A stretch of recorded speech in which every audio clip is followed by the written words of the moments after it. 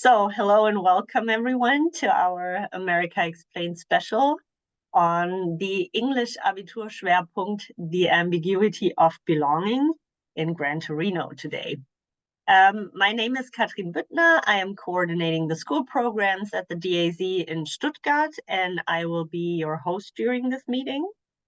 And as most of you might already know, the DAZ, or German American Center, is a cultural institution that informs about the United States and fosters German-American relations.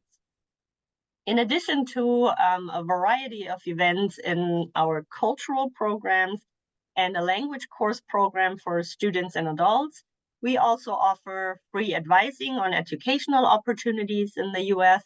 So if you are interested in spending some time in the US after graduating from high school or while studying, feel free to contact us and we will help you find the right program and provide you with unbiased information. I just wanted to tell you that because most of you will be done with school soon, so maybe that might be interesting for some of you. The presentation you're about to see is part of our school program, in which we offer such presentations on a variety of topics, usually for middle school or high school students. And with the event today, we want to support the Abitur students in their preparation for the exams. So we hope that we can give you a good overview of the topic and the movie Gran Torino, of course. Before we begin, let me briefly explain how to use Zoom during this presentation. So you cannot turn on the microphone and camera, so you won't be able to ask us questions directly, but you have the chance to ask questions at any point of the presentation through the Q&A, or in German, that's the F und A tool. That should be somewhere at the bottom of your screen. And we encourage you to ask many questions. If it's easier for you to ask the questions in German, that's also okay. Nora does speak German, and maybe I can also translate the questions from German to English, but if it's easier and faster for you to ask the questions in German, that's totally fine for us. We will take breaks during the presentation to answer questions in between, but we will also have the time after the presentations for questions or discussions. So if you do have any opinions on the movie or on the topic, you can also just let us know. Now I would like to welcome Nora Hoffmann.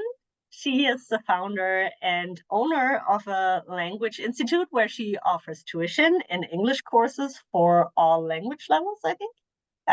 She also works as a teacher and speaker within the language and school programs at the DAZ Stuttgart. She studied international studies, German and business, that's a lot, at Texas A&M University. And she has a lot of experience in teaching young audiences and is also a real expert when it comes to the Abitur, having taught various Abitur preparation courses at the DAZ and also elsewhere. And yeah, Nora, thank you so much for being here today and sharing your knowledge and insight on the topic. And then I'll hand it over to you. Hey, thank you, Katrin, and thank you everyone for being here. I know that it's a Friday afternoon. It's also the last day before the Easter holidays, and so I really appreciate your dedication to preparing for the Abitur, and I'll do my best to make this not only informational, but also hopefully interesting, so I really appreciate it. So yeah, without further ado, we can go ahead and take a look at the material for today. And like Katrin mentioned, please write any questions you have at any time. If I start speaking too quickly or you didn't understand something, also feel free to put it in the chat, and then I'll do my best to make sure that we clarify everything for everyone. Okay, so this is probably a familiar face. This is Clint Eastwood, and he is the main character and the protagonist in the film Gran Torino. And he was also the director and producer of the film. And so there's a lot of information on this slide. Don't worry, the Abitur is not going to ask you about Clint Eastwood's biography in detail per se, but I believe this is helpful to understand him a little bit as a person, as a director, to help us understand a bit of the background for the film. So as you can see, he was born in 1930, so he's quite old. I think that would make him in his 90s at this point. And he's really been a main figure in Hollywood history for really over the past 50 years. Not only for his acting, but also for his directing. And he's quite famous for Western films, for war movies, and really for kind of creating this image of the macho, masculine American hero. Is kind of the persona that he's not only shown on screen, but also off screen. So Clint Eastwood is personality, or at least the persona he tries to show to people, is kind of the all-American male.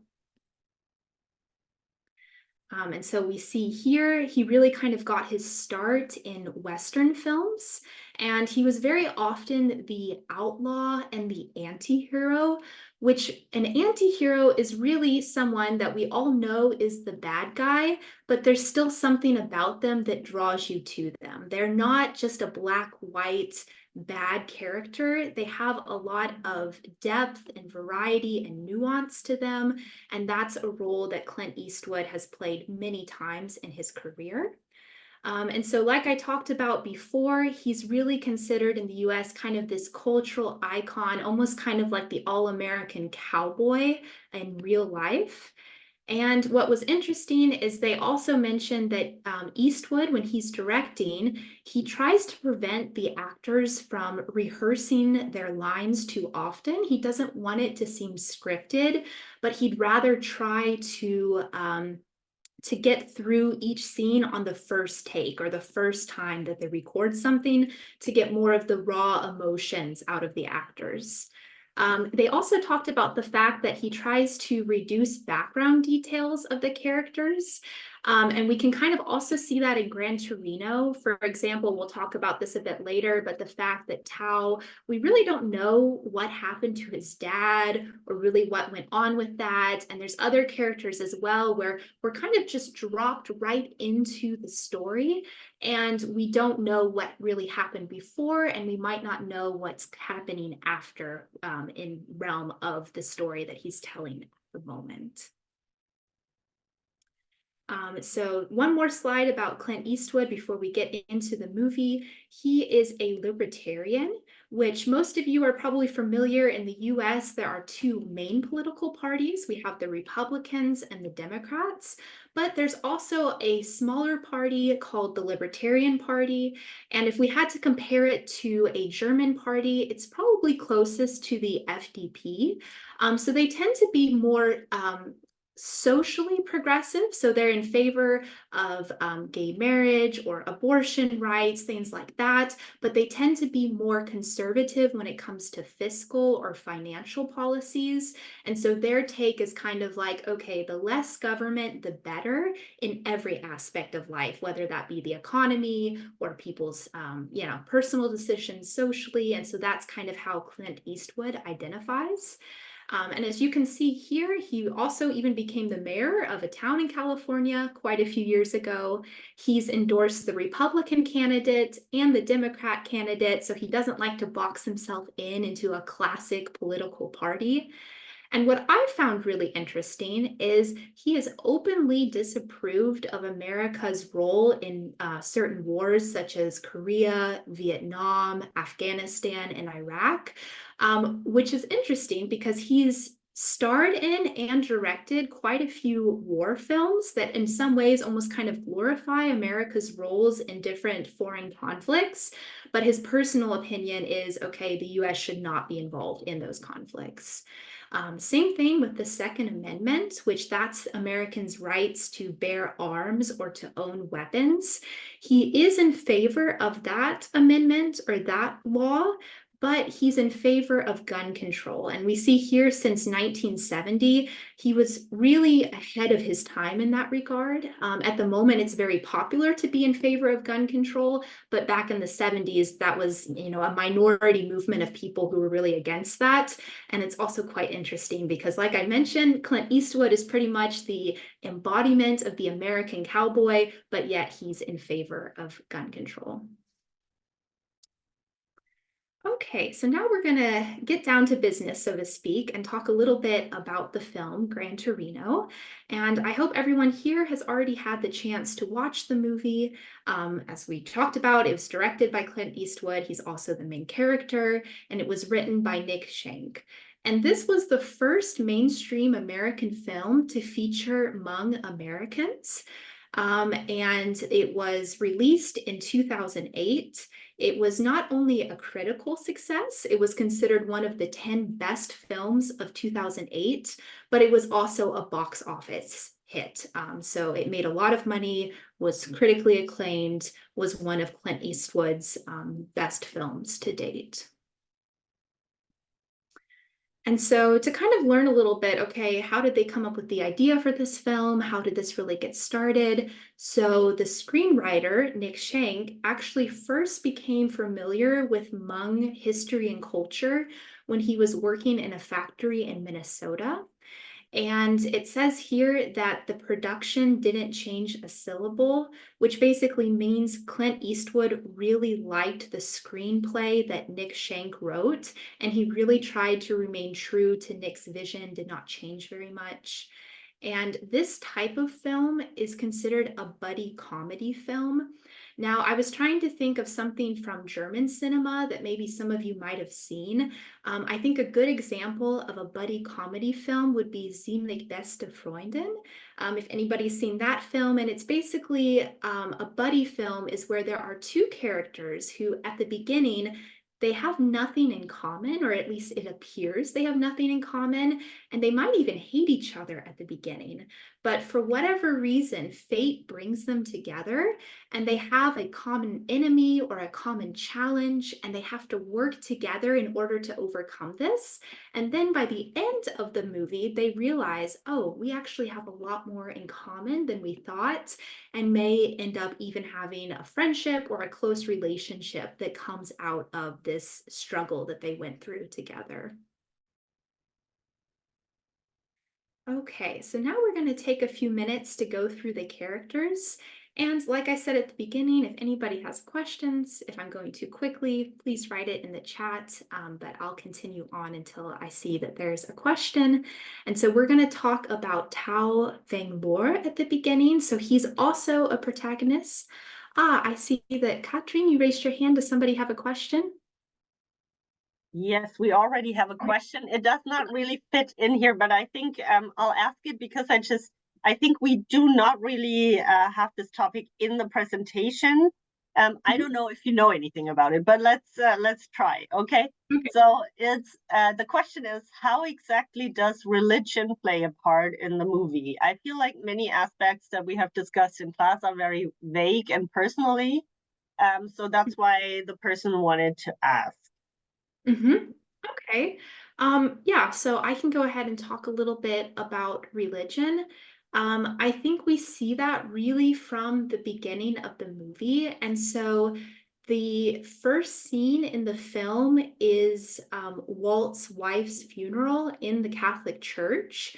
And then the very last scene of the movie is Walt's own funeral, also in the Catholic Church. I think we also see the priest is an important, I would say, secondary character in the film, because at the beginning, Walt has kind of, I would say, due to the guilt that he has carried with him many years, he no longer wants anything to do with the Catholic Church. And we have the feeling that he doesn't believe in it anymore at all. And so having the priest come to him over and over again for most of the film is an annoyance. But then we see at the end of the film, once Walt has come to terms with his own guilt and realized, okay, I'm going to sacrifice my life to save Thao and Sue. Then he's able to return to the church. He goes to confession, and he seems to have kind of made his peace with religion, if that makes sense. And so in some ways, I think Walt, he gets rid of his guilt not through the church. He doesn't go to confession first and then realize he's going to sacrifice himself. But once he finds a way to get rid of the guilt that he's been carrying for years after the things he did in the Korean War, then I think he's able to make peace with his religion or with the church. And so that's what I would say in terms of Walt and religion. And then when we're talking about the Hmong people, we don't see as much, but in the second scene of the film, where they're all back at Walt's house after the funeral and the family's there, we see that a new baby has been born, and there's some kind of special Hmong religious ceremony for the new baby. And we can see that Thao doesn't want anything to do with that either. He kind of sneaks out of the house after he finishes washing the dishes. And then we see later when Walt eventually goes over to their house for his birthday, they have a shaman, which is a special like religious leader in their culture. And he's the one who comes up to Walt and says, okay, I can see you're deeply unhappy, you're struggling with something. And so that's another point where I see that religion comes into the film, and even though that's not Walt's religion per se, also plays a part in him realizing, okay, I'm not happy with the direction that my life is going. So I hope that made sense, or that answered the question a little bit. I think so. I hope so. Okay. If the person has more questions, just also type them in, and we can talk about it later a little bit more. Okay, perfect. Yeah, that sounds good. Okay, so we will continue on now and take a little bit to talk about the characters. And so the character of Thao is actually played by V. Feng, and he is an actor and an activist. And what makes him really interesting is this film came out over 15 years ago, but he has since come out and kind of criticized the film himself. He mentioned that the Hmong actors were not treated very well. They were treated unfairly on set.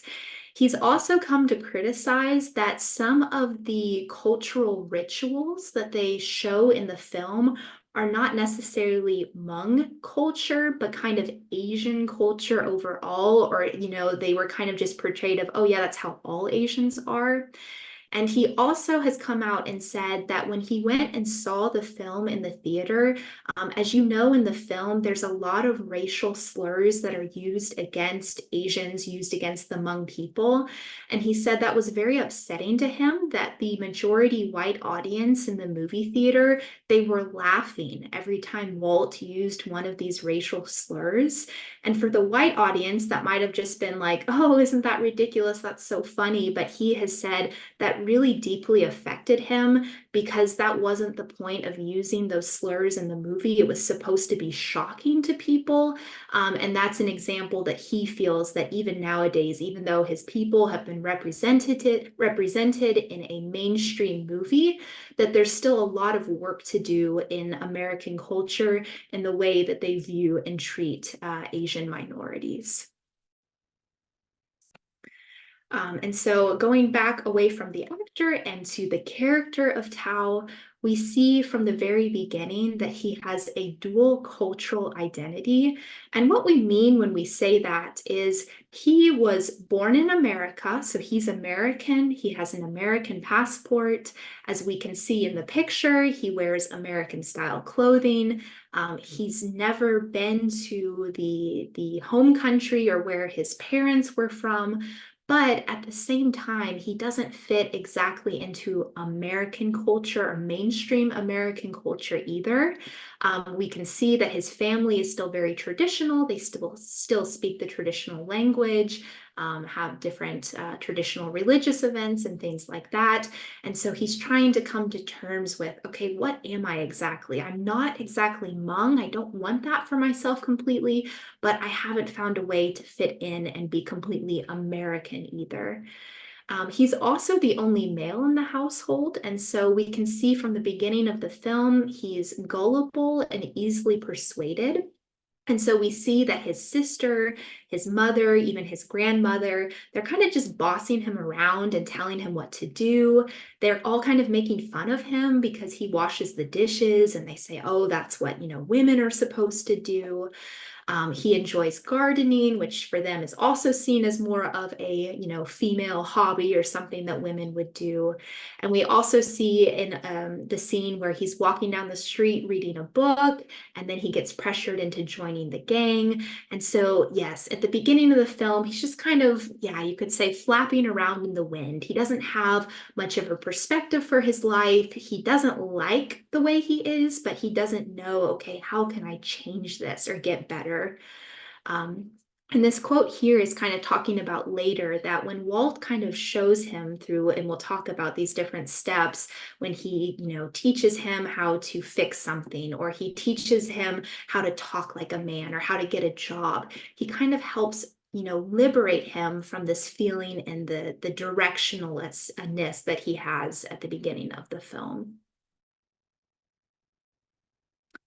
Okay, and now we're going to talk about Sue Lore, which is Tao's sister. And she has quite a different set of character traits than Thao does in the film, which is quite interesting. So we'll go ahead and take a look at that.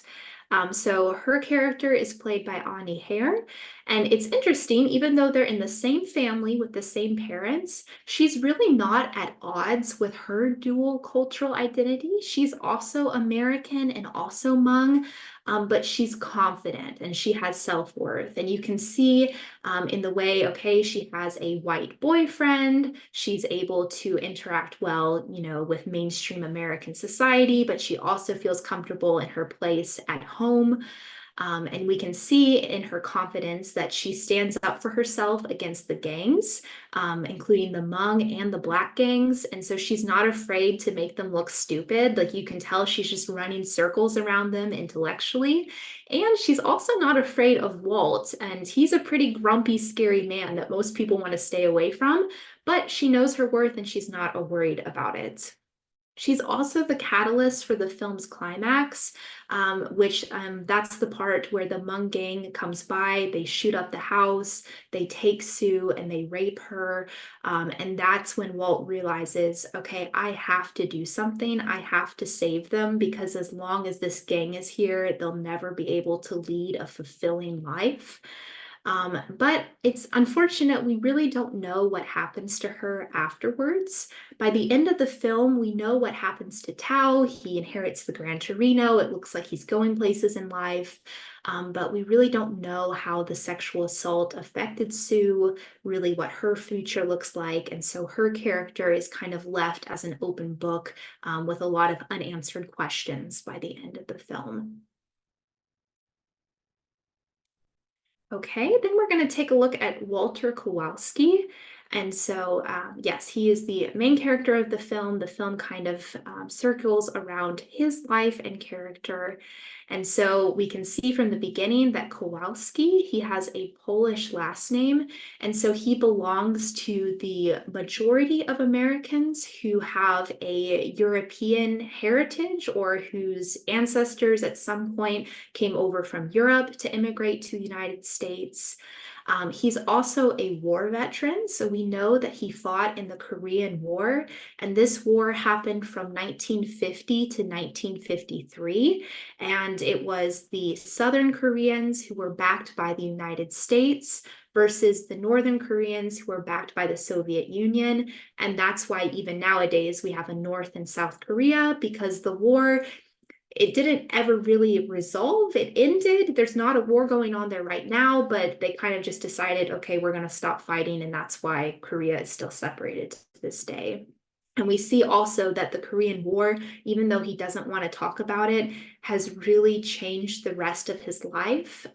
He's become a very bitter and hardened man, because he really regrets a lot of the things he did during the war, not only what he was required to do as a soldier, but we hear throughout the film that he really unnecessarily killed people. He also killed a young teenager, which we can tell really affected him, because he feels that guilt because he knew what he did was wrong.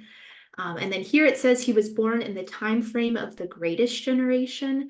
So those were people who were born in the mid-1920s to 1930s and who were then old enough to either fight in World War II or in the Korean War. And the reason why they call them the greatest generation in the US is because they were the ones who won World War II and liberated Europe. And so that's just kind of like, nowadays we hear a lot about, baby boomers or millennials or Gen Z. That's another generation name. And we see that he is widowed. Like I mentioned a little bit earlier, the very first scene of the movie is him at his wife's funeral. So the rest of the film happens not long after she died.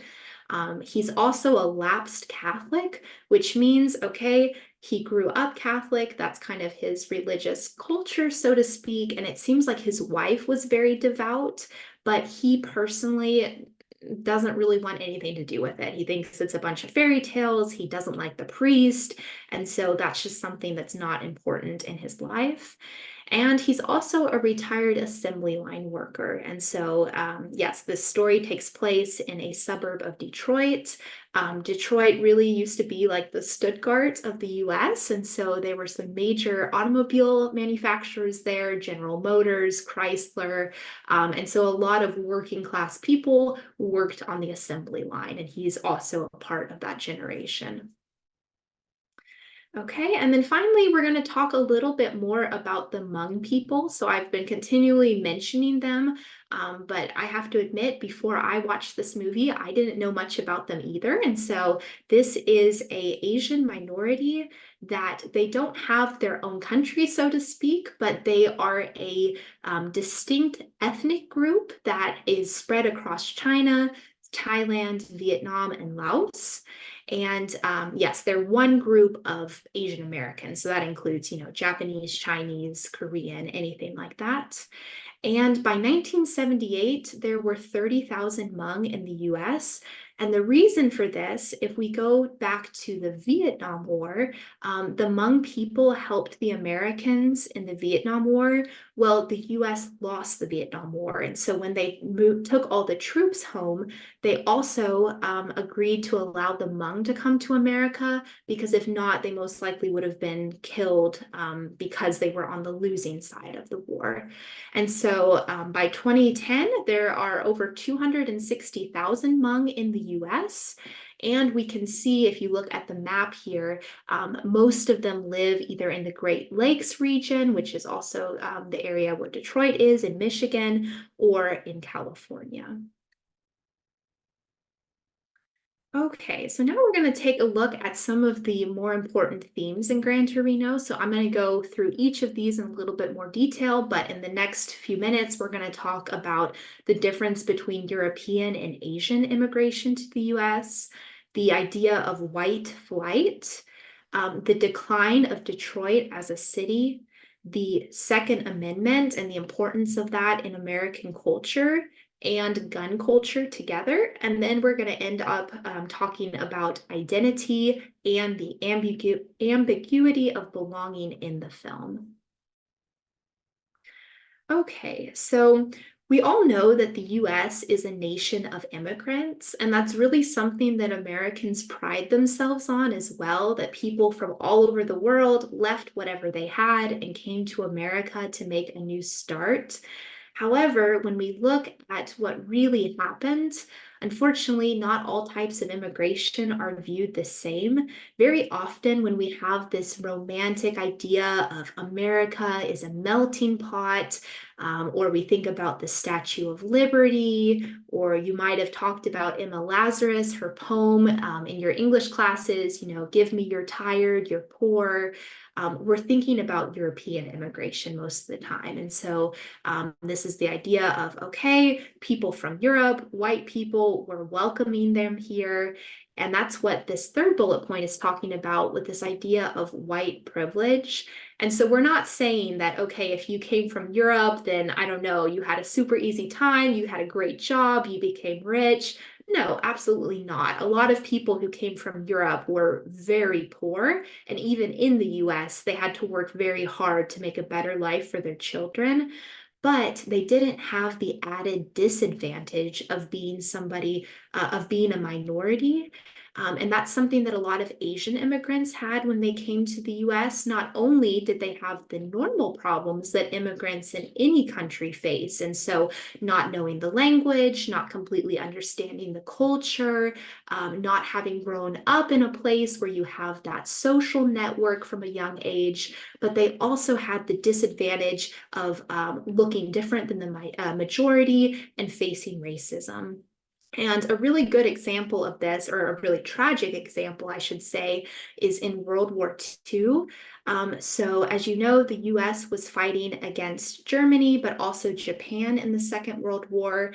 And the American government decided we really can't trust Japanese Americans. They might be spies. And so they set up camps and they forced Japanese Americans to leave their homes and their businesses, and they had to wait out the war in these camps. But there are many Americans who have German heritage, and they could have said the same thing as, oh, well, we can't trust them. What if they're spies for the Germans? But that didn't happen. And so the only difference between the two was obviously their ethnicity. And so this is an example of, yeah, it's more difficult being an Asian immigrant than a European one. And even before 1965, there were different immigration quotas where sometimes they would say, okay, this year we're going to let in 10,000 European immigrants and 0 Asian. And that was allowed and okay until the 60s. Then that was changed. And then we see here that in 1975, like I mentioned before, they came up with a new law that said, okay, we're going to let people who helped America fight the Vietnam War come to the US so that they're not killed if we leave them behind in Vietnam or other countries. Okay, and now we're going to talk a little bit about the idea of white flight. And so it says here, the phenomenon of white people moving out of urban areas, particularly those with significant minority populations, and into suburban areas. And so before World War II, in most major cities in the US, white and Black people pretty much lived side by side. Of course, there was racism, as there always has been, and unfortunately probably will be, but it was a lot more determined on, okay, what is your economic standing? So poor whites and Blacks would live in the poor part of town and then a little bit richer.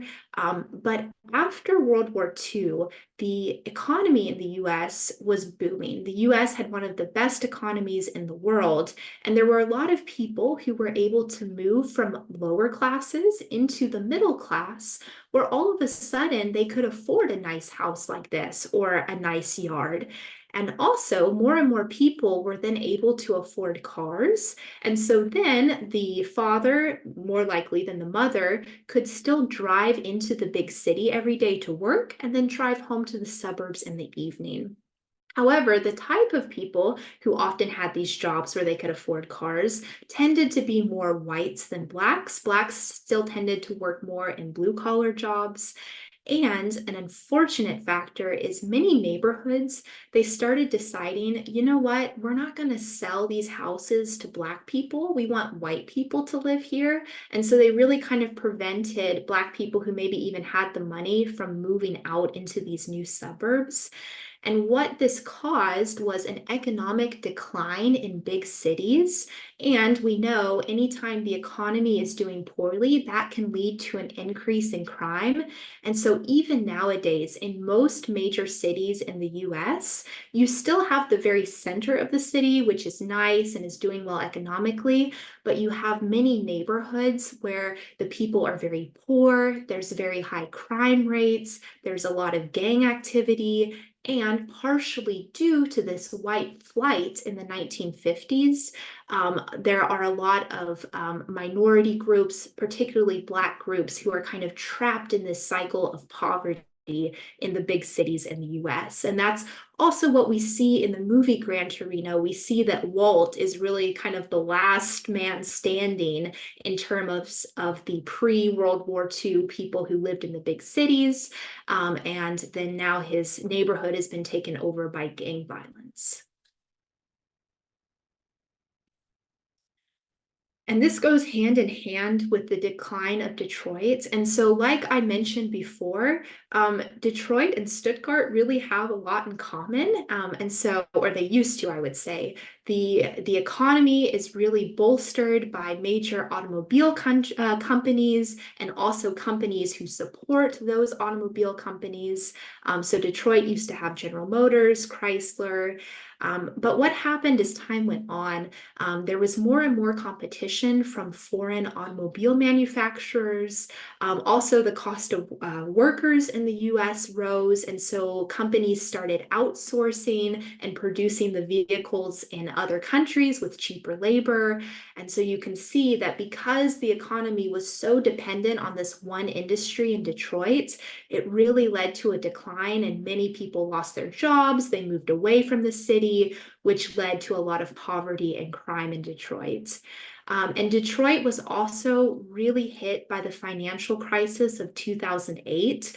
So that was really kind of a low for the city of Detroit, which I think is interesting because this is also the year the film Gran Torino came out. And so at that time, a lot of people were looking at the city of Detroit in the US and saying, oh my goodness, this is terrible. What's happened there? We need to do something to change it.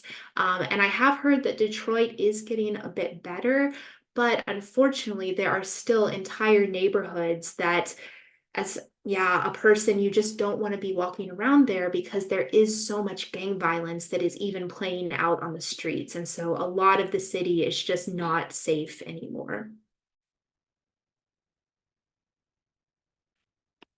Okay, and then now we're going to talk a little bit about the Second Amendment. And I know this is something that is very different in Germany than in the US, kind of the culture that we have with guns, or the understanding we have of the role of guns in society. And so the Second Amendment, that just means that that is a part of the US Constitution. And it talks about the right to bear arms. Now, that's kind of weird language. We have to remember that the Constitution was written in the 1700s. And so just like German has changed as a language throughout time, so has English. And so this is a very formal way to say the right to bear arms. This comes from firearms, which is another word for guns, and it just means the right to have or to own guns. And people who are in favor of keeping this in the Constitution, I think their strongest argument, and actually a very good point, is they say, okay, yes, this one point in the Constitution might not be necessary anymore, but it is very dangerous to start picking and choosing things out of a country's constitution, because maybe right now we might just get rid of the gun part.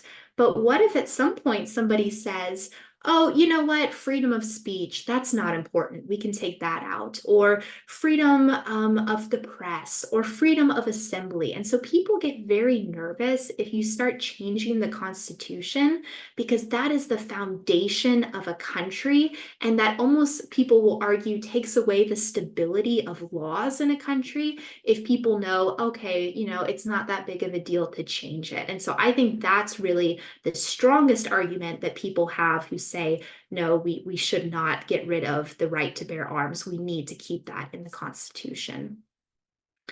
But I think people who say, no, we should get rid of it, they also have a valid point, because like I said, at the time that the Constitution was written, this was in the late 1700s, and the US had just freed itself from Britain. It used to be a colony of Great Britain. And at that point, Great Britain had the strongest military in the world. And for whatever reason, the Americans managed to beat the strongest country in the world, declare their independence, and become a free country. And a big part of that was because most Americans, they had their own gun. They brought their own gun to the revolution. And when the Constitution was written, the US also did not have a military. And so they were all afraid, what happens if Britain comes back? We need a way to defend ourselves and defend our new country. But as we all know, nowadays, the United States has one of the strongest militaries in the world. And people who are critical of the Second Amendment will say, Yes, this was important at one point in history, but nowadays we have a professional military that we pay for to protect the United States. Citizens don't need to own guns to protect our country anymore. We have people for that. And so those are kind of, I would say, the two best arguments either for or against the Second Amendment. And then kind of pivoting back to the Gran Torino film, we see at a point where the Hmong gang comes to Thao and Sue's house, and they're trying to take Thao away, and they all start fighting. And then Walt comes out with his shotgun, and he yells, "Get off my lawn." Now, for Americans, this would be very funny because this is kind of a stereotype we have of old people. Like if they have nothing better to do all day, I think probably old people in Germany do the same, but they just kind of sit and look out the window. And then in the US, at least, we say that old people, they complain if like young people walk by and they walk on their perfect grass. And so this is a pop culture reference. To tell someone, "Get off my lawn," is kind of like saying, I'm old and grumpy and I have nothing better to do. But you may also wonder in the film, okay, how did Walt get away with that? They're called stand your ground laws, and this depends which state you are in the US. I think this is also important to briefly talk about because this is important to understand American culture in general. That unlike in Germany, where the laws are pretty much the same depending on which Bundesland, so which state in Germany you live, in the US, the state you live in, the laws can be quite different. This can be in terms of taxes, so how high the tax rates are. This can be gun laws. This can be abortion laws. Pretty much any type of law, as long as there's not a federal law against it, the states are allowed to decide whatever they'd like. And so in New York, for example, their gun laws, I would say, are probably about as strict as the gun laws in Germany. They have very strict gun laws. But I'm from Texas, and maybe you've heard in the media, Texas has very relaxed gun laws. And so it just depends. And in some states, like in Texas, legally, if somebody comes on your property and it appears like they're about to hurt you or even take your property, you have the right to threaten them with a gun. And if they don't leave, you have the right to shoot them to protect yourself. And of course, it's not like, okay, the police come and then write a ticket and you're good to go. No, then you have to go to court. They have to prove that that person was really trying to hurt you. So it's not exactly like the Wild West, but in some ways, compared to what it's like in Germany, there still is really this feeling of, okay, I'm going to protect myself and my family, and I'm responsible for security. And we see that in Walt as well throughout the film. We see that guns are used as symbols for strength and power. And that's what I also found really interesting in the film. There's several times where Walt takes out kind of his finger pistol, his fake gun, and I see that almost as kind of the decline of Walt's power as well. You can see his neighborhood has declined. He's getting older. He's about to die. He's declining. And so kind of the strength that he has with this finger pistol is almost kind of like an illusion. He's also declining in his strength there when he uses that. And we see that guns are also kind of the full circle. So the beginning of the film versus the end. So Walt gets shot and killed, and that's what causes the Hmong gang to go to jail. And that's the way that he's able to redeem himself or no longer feel guilty for all the people that he shot 50 years earlier in Korea. So it's quite interesting if you're following me, because it's almost like gun violence is what ruined Walt's life when he aggressively killed people for no reason using a gun in the war. But then in the end, a gun, the one that shot him, was also kind of what redeemed his life and gave it meaning in the end, because then that's the way that Thao and Sue were able to continue on without the gun violence of the gang in the future. Okay, and then now we're going to talk a little. Oh, yes, Katrin? We do have a question, which I'm not sure if you can answer. So the question is, isn't it a M1 Garand gun Walt is using? So Oh, yes, I might be wrong. So thank you for correcting me. I have to admit, even though I'm from Texas, I'm not much of a gun expert, so I apologize. I think I mentioned shotgun, but it could have been any type of firearm. So yes, thank you for holding me accountable for that. I tried to Google that, and it is in fact M1 Garand. So the person is right. Thank you for Great. correcting us. And there are some other handguns used, as I can see here. But yeah, the rifle is a M1 Garand. So that's correct. Okay, great. We do have some other questions. I don't know. Do you want to hear them now? Is that okay?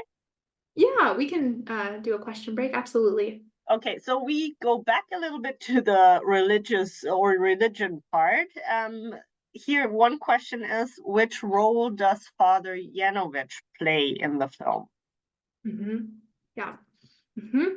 Yep, I think Father Yanowich is a really interesting character because at the beginning of the film, I think he feels really certain in his beliefs and he thinks he knows a lot about life and death. And I think that's why Walt is so resistant to him because he's basically saying, like, you haven't really experienced anything in life. Like, you've just kind of been at Catholic seminary. Now you're just a priest. I think he even says, like, okay, you promise old ladies, eternal life with your fairy tales, very much against it. And I think Father Yanowich also he grows a lot throughout the movie because you see after the drive-by shooting and the rape of Sue, he comes to Walt's house. And you see they kind of just sit there together in shock. Father Yanowich even gets some beer out of the fridge, which you don't see before. They become a lot closer. And Walt asks him, okay, what would you do in that situation? And he says, you know what? Like, I would probably kill them too. And that's so off script. Obviously, as a Catholic, as a Christian, you're supposed to say, oh, of course I would forgive them.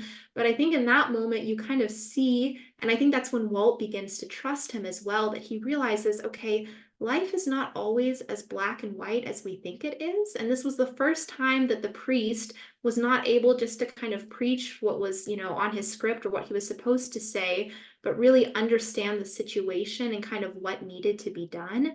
And then you see at Walt's funeral that Father Yanowich is also saying, like, I haven't learned more about life and death than anybody but this man. That's not the correct quote, but kind of the idea that he's talking about, which is also interesting in the film because Walt is a lapsed Catholic. We still don't really know at the end of the film if he's really sincere in his belief, because if you remember, he ends up going to confession, but all he confesses to, I think, is kissing a coworker at a Christmas party one year. So nothing like he really, should confess for. But you see that Father Yanowich is able to learn a lot about his life and beliefs from somebody who's not even part of his religion or the Catholic Church. So I hope that answers a few questions. Yeah, of course. And then there's one question. Let's see what you think about this. So this person thinks or got the feeling that Thao kind of wanted to date his sister Sue. Did you get that feeling as well? Yeah, well, this is Because I very... didn't. Okay, yeah. I have to say, I mean, it's getting very Freudian. I'm not sure exactly. Yeah, I have to say that's not the impression that I got either. I have to say I'd have to like do a little bit more research on that. So I Yeah. did try to Google it if that is like one point. I didn't find anything like background information on that. So I don't know. Maybe that's just like a personal impression the person had. But Right. yeah, I just wanted to, make sure maybe you knew anything about it. So Right. Yeah. I mean, I guess if we did have to talk about, sexuality or Tao's sexuality, we could maybe say that in some ways, even though he liked, and I'm sorry, I'm blanking on her name, the girl that he ends up dating, he kind of needs Walt almost to teach him how to move forward in his, maybe sexuality here is a little strong of a word, but he has that feeling of, okay, I want a relationship or, you know, a closeness with someone, but he almost had to be taught how. So almost beforehand, he was still very much like a child. And then through Walt teaching him how to be more assertive, more confident, in the end of the film, we see that he has a girlfriend, he has a job, and he has a car, which when we think of, you know, the classic American man, those are 3 points that are important in that aspect. And so maybe that's how I would answer that question. Okay, great. Thank you. Yeah. Okay, great. So good questions. Thank you so much. Keep them coming, and we'll continue on with identity and the ambiguity of belonging. And so we're going to kind of break these down. First of all, what is belonging? That's being part of a group and a community, but not only being a part of it, because I think a lot of us, we're all put in boxes of what people think that we're like, but belonging is also feeling like you belong there. So it's definitely possible to belong to a group and think, okay, I know people label me this way, but this isn't how I feel. Belonging is that really sweet spot where you are, what group you're a part of is also how you feel and being in the right place. Then ambiguity, as you can hear, even for a native speaker, it's hard to say sometimes, is when something is unclear because it can be understood in more ways than one.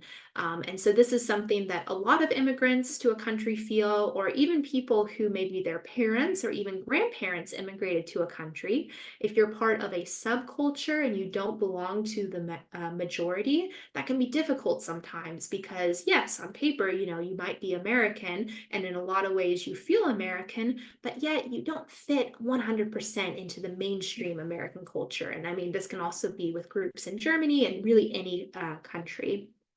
And so then put together, the ambiguity of belonging is the conflict, the internal struggle, but also external struggle with others that arise or that happen when you're trying to find your place in the world. And so I think all of us struggle with the ambiguity of belonging at different points in our lives, but this can be made more difficult for people who don't belong to the majority of a group, whatever group that may be.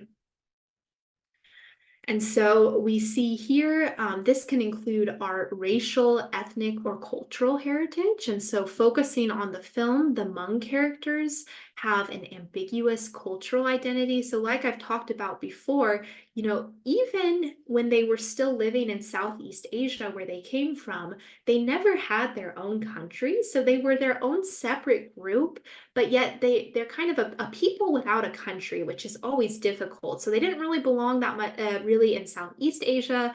Then many of them came over to the United States. Of course, they don't exactly fit in there either. And so this can be kind of a difficult internal struggle to say, hey, I'm part of this group, but I'm not really part of any group either. Then we have gender roles, which also play a part in our identity. We see that Thao is the only male in his household. We don't really know what happened to his father, but we know he was never really a father figure for him. We also see that he's kind of made fun of for liking things that tend to be a little bit more feminine. And we also see that Walt tries, like I mentioned before, to teach him how to fix things. He gets him a job at a construction site. He finds a way to help him get a girlfriend. He gives him the Gran Torino car in the end, of trying to kind of help him find his masculine identity.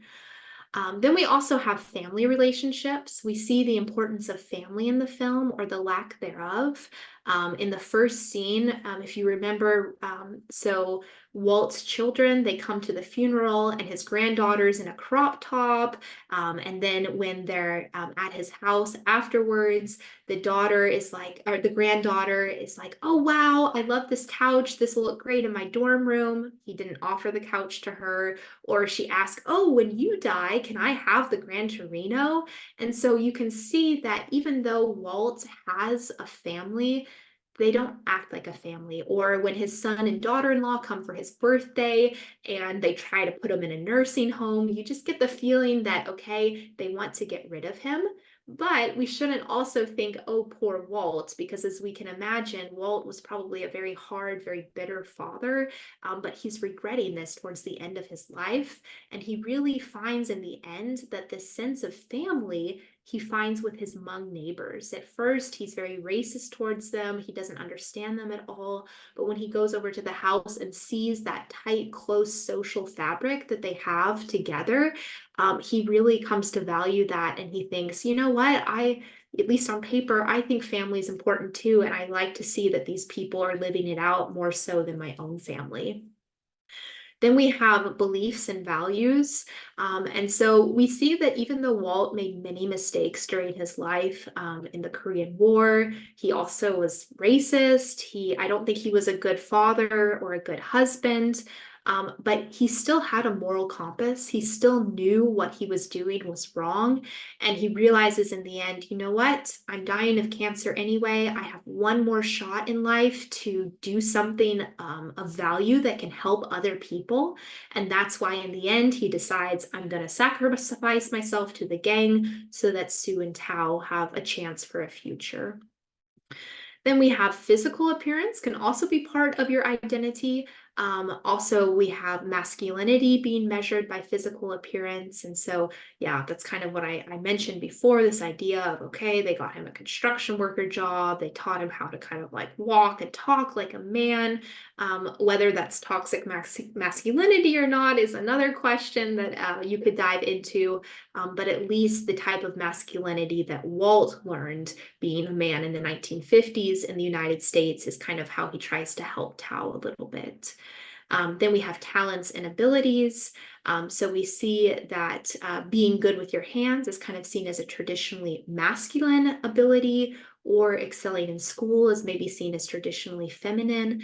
I thought that was really interesting when Sue talks about, okay, with the Hmong people, the girls go to college and the boys go to jail. And this idea that many of the young boys don't have a father figure in their life, so they try to find belonging in a gang culture. But for whatever reason, it's easier for the girls to go to college. And I kind of thought a little bit about, okay, why is that?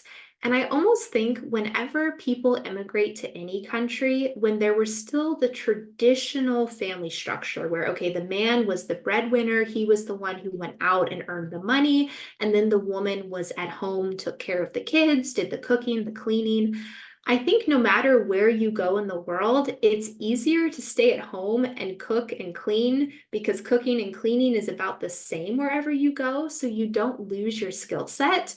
But I can imagine it's quite difficult for men if back in their home countries, maybe they had a successful business, maybe they were well respected in the community, but then they come to a new country and they can't speak the language. They sound like children in terms of their language ability.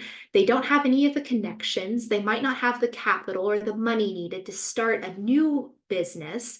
And so they kind of lose their relevance or their talents. And I think that can create a lot of shame. And so that's maybe what happened with the Hmong people, that the women, since they were at home anyway, you can be at home anywhere in the world. And so they were able to still keep their status in the family and in the Hmong society. But the men were no longer able to provide for the family like they used to, which caused a lot of issues and breakdown of what it meant to be a man in their society.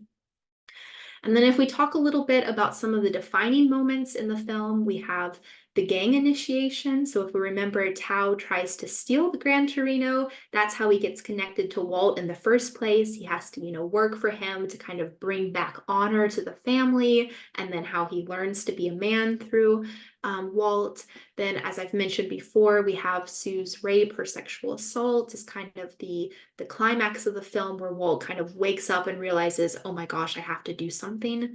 Then we have his last confession, which kind of brings us back to the religion topic once again, where we're talking about, okay, in some ways he's come to peace. I think he found a way to get rid of his guilt outside of the church, but he still felt it was important, maybe also because of his wife. That was her wish, that he would, get right with the Lord or whatever in the Catholic Church.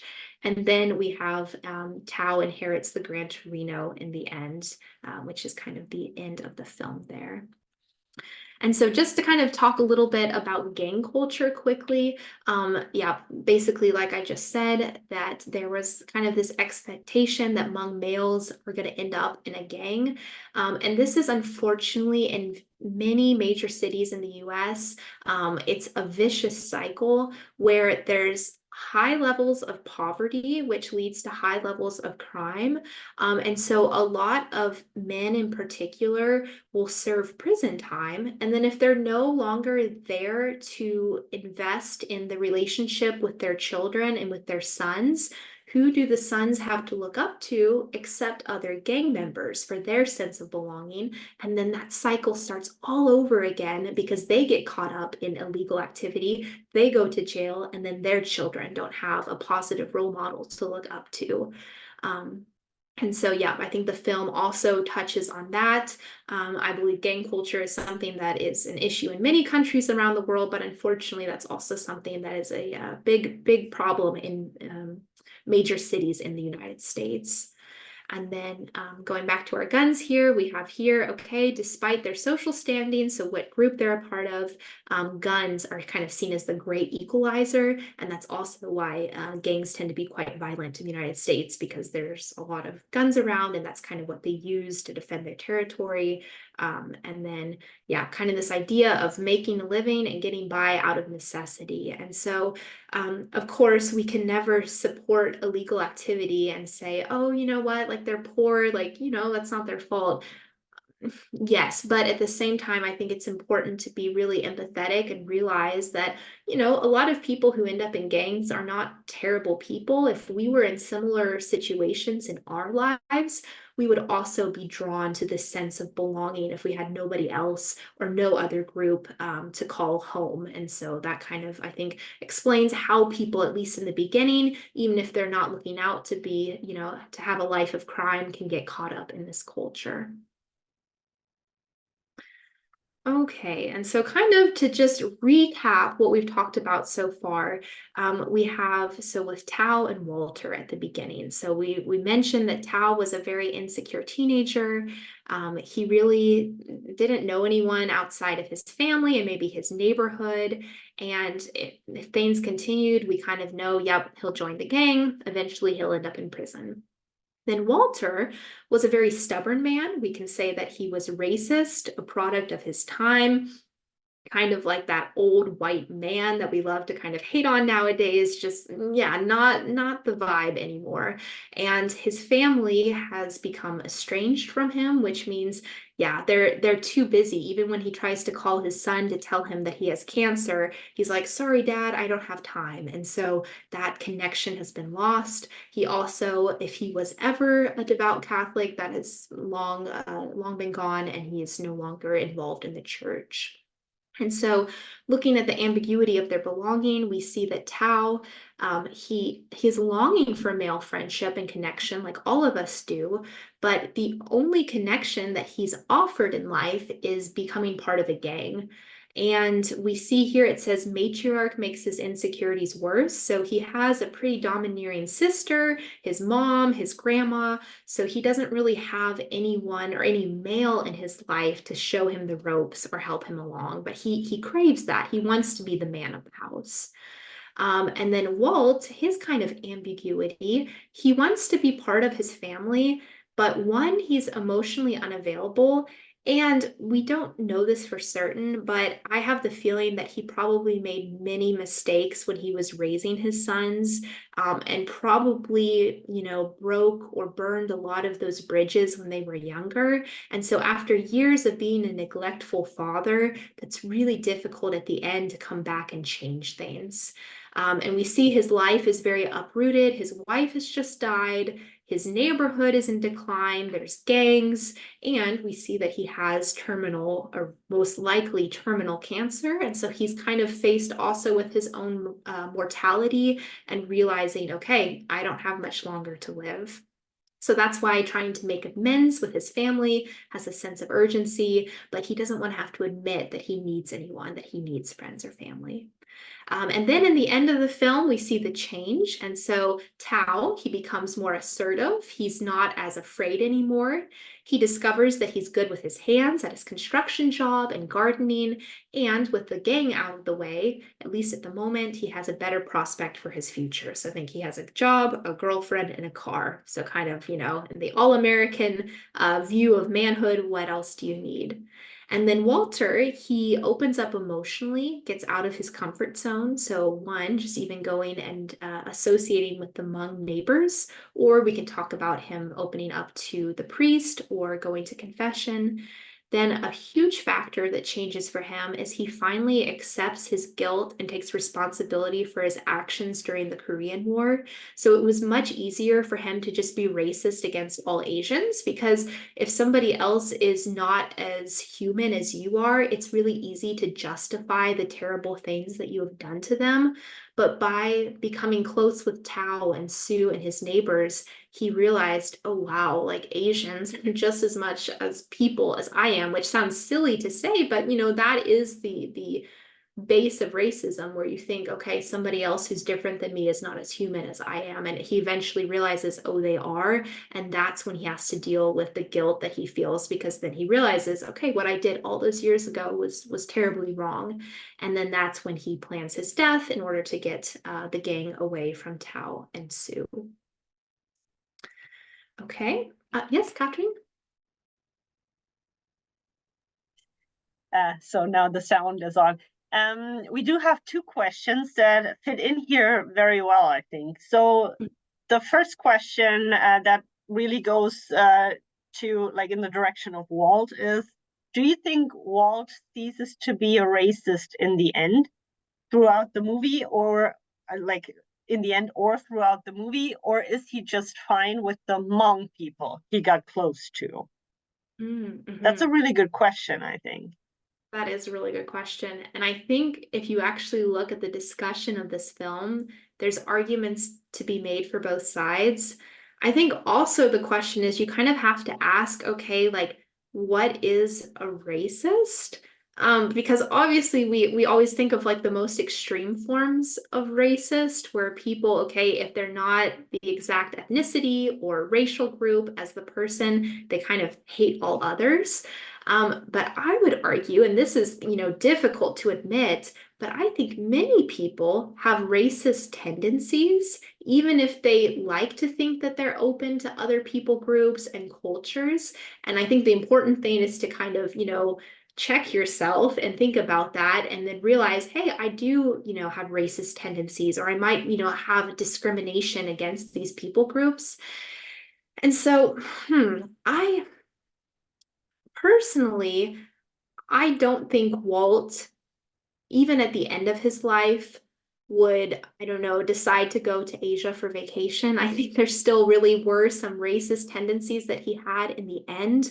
But I think the key change for him, like I mentioned before, is that he no longer saw maybe all Asians as less than him. And he realized, okay, this human connection that I've made with others, there are humans in every group of people in the world. And I know that sounds strange to say, but if you kind of just lump people groups all together, then it's easy to just kind of write them off. And he was confronted with that. And so I personally, and I'd be interested to hear others' opinion, I still think Walt was a product of his time. I think he still would have been pretty racist to certain groups of people, but at least on a personal level, and maybe not on an academic level, he fixed a major problem of his racism in the end.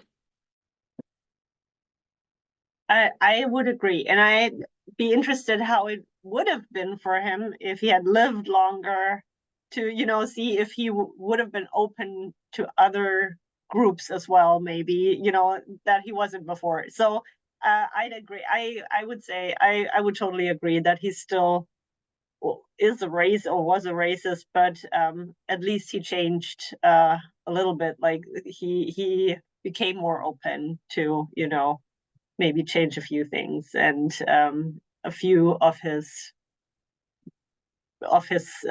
thinkings or ways of thinking. Yeah.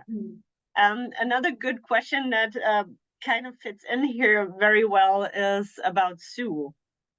Because we are only discussing the main characters here, but the question is, would you say that Sue got a sense of belonging? Walt and Thao got a sense of belonging, but I'm not sure about Sue because she fights for her independence and her willingness. Mm-hmm. Yeah.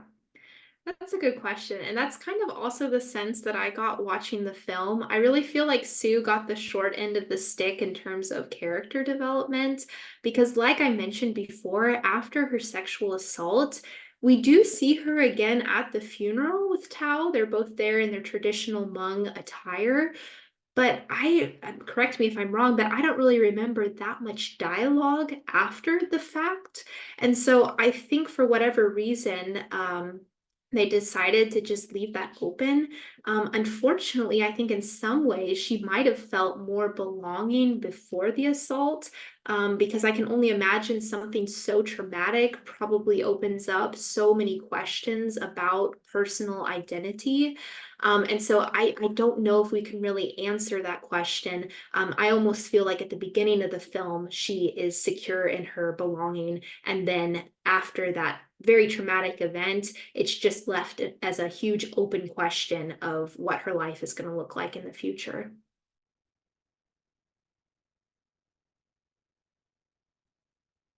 Thank you. So no more questions right now, but if anyone still has questions, keep them coming.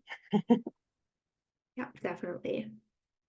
Okay, we just have a couple more slides here. And so this is kind of what I talked about at the very beginning. So the actor who played Tao, he actually came out with an article during the COVID pandemic because unfortunately around the world, the rate of hate crimes against Asians really increased after the COVID-19 pandemic started because the pandemic or the virus first spread in China. And so that's kind of, he'd been silent for many years, but then he came out and said, you know what, if there would have been a film in American theaters where they were using the N word over and over again, the majority white audience, they've been a lot more educated on the topic or maybe are a lot more sensitive to it. They wouldn't be laughing along. They'd realize, hey, this is terrible. But because it was just against Asians, anytime Walt would say one of his racial slurs, there was a lot of laughter in the theater, and that really bothered the actor. And he kind of came out with this article and talked about, hey, more than ever, as hate crimes against Asians are going up, this is something that we really need to talk about. And so I think that's kind of an interesting. This isn't talking about what's happening in the film per se, but as time goes on, even the way that the film was created has kind of come under a bit of criticism for talking about, okay, was that really necessary to use so many slurs against Asians to make a point or not? And so, yeah, that's a bit of the controversy that comes with the film. Okay, so it looks like now we have made it to the end. So yeah, thank you so much for listening and staying involved for the entire time. I hope you were able to, yeah, at least take some of the information and that's helpful for you. And now we still have a bit of time. So if anybody has any questions, please write them in the chat and I'd be happy to answer.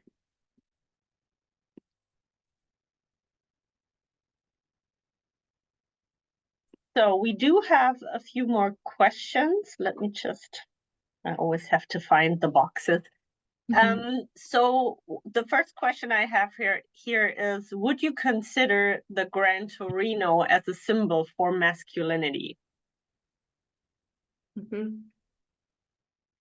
I would say it's definitely a very important symbol for masculinity. I think one, you have to understand that in the US, it's pretty much vital that as an adult you have a driver's license. And so we don't have public transportation or, in big cities, of course, but in most places there either is no public transportation or it's not readily available. And so I think also if we kind of think about the persona of America, like LA and driving out on road trips and like freedom and the open road. And so I think for Americans and also for American males in general, there has been, at least traditionally, this feeling of freedom when you turn 16 and you can get your driver's license. I also think it's interesting that this Gran Torino, I think that also has something to do with the fact that the movie is set in Detroit, and this was still kind of the golden or the heyday of Detroit when they were making vehicles like this. And even though it's now a retro vehicle, this is kind of like Walt holding on to his glory days, or the days when Detroit was still flourishing. So I think that's the role that the vehicle plays in the film.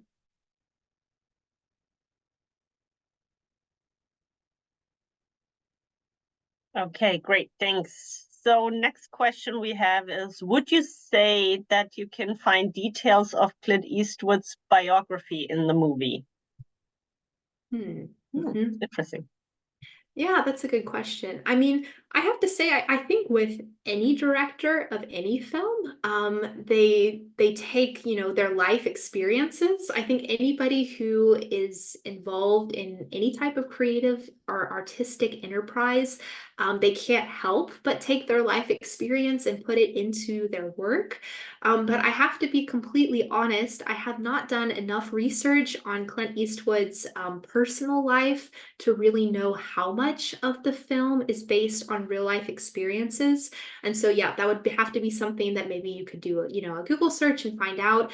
But I would say, kind of what we talked about at the beginning, that Clint Eastwood, not only in his films, but in his personal life, or at least the way that he shows himself to the world, he's kind of seen as the, you know, the rugged, all-American man, the Lone Ranger, the cowboy, and we kind of see that in Walt's character as well, I would say. Mm-hmm. And I have an additional question here that kind of connects to that, and that's, should Clint Eastwood's politics be considered when analyzing his films like Gran Torino? Mm-hmm. Mm-hmm. Yeah, that's an interesting question as well. I mean, I guess you could say that, you know, normally somebody's politics is also an important part of their identity. Most people, they don't vote completely differently than how they, you know, feel about morality or feel about, yeah, the way that they should be done. And so I would say, you know, to understand the movie, you don't have to know that, okay, he's a libertarian and he was the mayor of a town and, you know, he voted for this or for that. But what I did find interesting actually was the fact that he is in favor of gun control. And I guess you can kind of see this a little bit in the film, where you see just the intense violence that gangs have against each other because they have access to guns. And I think the film does kind of portray that in a negative light, or, you know, for the audience, it's, you know, shocking to see. And so maybe that's an example where we can see that his political view, or also the fact that he has been very outspoken against, you know, the Korean, Vietnam wars, we can see how that really destroyed a character's life. Yeah, it ruined it until the very end. And maybe that's also his way of being anti-war in the film. Mm-hmm. Yeah. So I have one more question in here, but if you, like the audience, if you have any more questions, feel free to type them in now. But while you're doing that, I'll go to the next question. So do you think Gran Torino can be seen as a white savior narrative? I don't know if anyone, I don't know if we have maybe have to explain real quickly what the white savior narrative is, but Exactly. So I'm also not an expert on the white savior narrative, so correct me, Katrine, if I'm wrong. But the way I understand the white savior narrative is this is kind of popular in a lot of films where you have the good white person who somehow they have to go in and they have to help the minorities. And in the end, it's the white person who saves the day because the minorities don't have the power to save themselves. And I think on the surface, those types of stories, they look good because it's like, oh, wow, this white person isn't being racist. They're helping the minorities. But it kind of serves to reinforce this idea that, oh, yeah, minorities have less power because they just don't have the ability themselves to help themselves, or, they're just more passive. And so we, as the good white people, have to go in and help them. You hear this a lot as well with people who in the past have tried to help poorer African countries. They talk a lot about this white savior narrative where it's, oh, the good white people are going to help, the Black people in Africa. And it's kind of the question of, well, did we ask them what kind of help they want? Did we ask them how we can make things better? Or did we think that we're better and we know what they need and we know how to fix them or fix their societal problems? Is that how you also understand the white savior narrative, Katrin? Yes, that's pretty accurate. That's how I would have explained it. Yeah. Exactly. So with that lens, then we can see in the film Gran Torino, okay, the hero of the film is Walt, who is white, who is helping the minorities. And so, yeah, I think you can see it either way. You can either say, oh, this is great, he learned how not to be racist, or with the now more critical lens that we tend to have in society nowadays, which can also be a very good thing, thinking about, okay, was there a way that they could have, helped themselves get out of the situation? Was this necessary that Walt was the one who saved them? Yeah. So we don't have any more questions. Just one more comment that's this like concerning the white savior complex or narrative, that it's the same thing with Britain and Australia. That's what the comment is of the person. So I think, yeah, you have that all over the world, probably, like the same issues with that. So I totally agree. Yeah, no more questions in there right now. So I think or hope that we answered all of them. So I don't want to keep anyone longer than necessary. So yeah, thank you everyone for joining today and for your participation and very good questions. And especially, of course, thank you, Nora, for this very interesting talk and for answering all the questions. And I would like to invite you to another online event after Easter break. On Friday, April 12th at 4 p.m. again, we will offer another lecture in preparation for the Abitur. And it'll be about the ambiguity of belonging in crooked letter. So if you're interested, you can find the event on our website and can just sign up for it like you did today. So thank you so much again, and we look forward to seeing you all again soon, and have a good evening and goodbye. And of course, for everyone I don't see anymore, good luck for your Abitur. See you soon. Bye.